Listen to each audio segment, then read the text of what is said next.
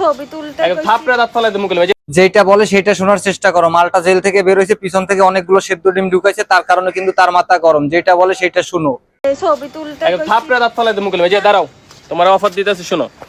এই কার্ডটা থেকে তুমি 5,000 টাকা শপিং করতে পারো যদি আমার চ্যালেঞ্জ অ্যাকসেপ্ট করো। তার ব্যাংক কার্ডে তো টাকা থাকারই কথা, তিনি এলিন মার্কসের ছোট ভাই বেলুন মার্কস। কি আশ্চর্য কথা। দাও। চ্যালেঞ্জটা আগে শোনো। চ্যালেঞ্জটা হচ্ছে 1 মিনিট নন স্টপ আমার সাথে ইংলিশে কথা বলতে হবে আমাকে। মোটেও 1 মিনিটে থামা যাবে না, 1 মিনিটের থেকে বেশি হতে হবে, 2-3 মিনিট 5 মিনিট। পাবলিক 1-2 মিনিট পছন্দ করে না। তাহলে 5,000 টাকা তুমি মানে শপিং করতে পারবা। চ্যালেঞ্জ অ্যাকসেপ্ট করবা? অবশ্যই, এটা আমার কাছে কোনো ব্যাপারই না। হ্যাঁ, সেটা তো আমরা ভালো করেই জানি যে 1 মিনিট তোমার কাছে ব্যাপারই না, কিন্তু 1 মিনিটের বেশি হলে তারপরে বুঝবা যে কিভাবে চিড়তেছে। ওকে বলো। Do you something little honey singer? Kissing kissing আরেকবার বলো তো শুনি। Do you something little honey singer? Honey Singh বলতেছে নাকি জনি সিং বলতেছে? আমার তো মনে হচ্ছে যে জনি সিং বলতেছে। মেউ হানি, তারপরে I love you so much, I hate you yeah, do you love me? মানে এগুলো কি বলতেছে বুঝতে পারতেছি না। মানে ইংলিশ বলতেছে নাকি ইংলিশে ধর্ষণ করতেছে, কোনটা? Something that's meaning to little husband, yeah, all. Bangladesh এমন একটা কান্ট্রি।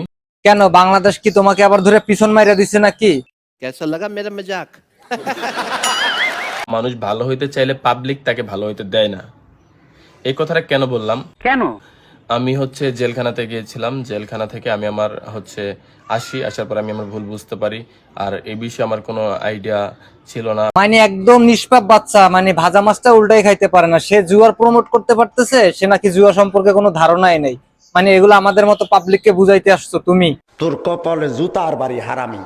যাই হোক না কেন, জান্নাত কিন্তু এর মধ্যে দিয়ে নিজেকে অনেক পরিবর্তন করছে যে না এরকম আমি পর্দা করব বা হিজাব পরব। না, এখানে অবাক হওয়ার কিছুই নাই। মানুষ পরিবর্তনশীল, তাই পরিবর্তন হতেই পারে। আজকে খারাপ পথে কালকে ভালো পথে যেতেই পারে। তার জন্য যে তাকে নিয়ে হাসাহাসি করবো এমন কিন্তু আমরা না। এটা কি খুব অন্যায় হয়ে গেছে?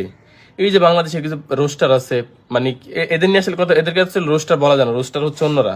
একজন মানুষের ভালো হওয়ার চেষ্টা করতেছে, মানুষটা ভালো হইতে দিতেছে না।